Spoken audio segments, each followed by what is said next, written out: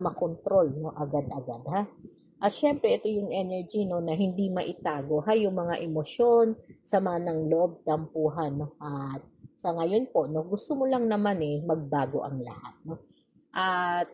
sa dami nga po, no, ng naging karelasyon, no, o dumaan sa buhay mo, no, yung iba bago lang din, ha. Pero mas may nakukuha tayo dito, no, na may mga karelasyon na, ha, na nangyari na mula sa past, no. At sa ngayon po, no, kaya andun po yung self-awareness, no, na talagang parang pag may nakita ka kaagad, no, nakakaiba sa partner mo o sa person mo, parang nagtatanong ka na kaagad, magiging kami pa ba o maghihiwalay ba kami, no?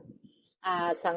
ganung pong sistema, no, bilang King of Wands, no, ito yung energy na talagang sa ngayon po, no, hindi ka basta nagtitiwala, ha, pagdating po sa emosyon o sa iyong karelasyon, no, dahil nga medyo hindi na makatotohanan, no, yung mga ipinapakita sa iyo, no, at syempre, no, gusto mong malaman yung totoo, no.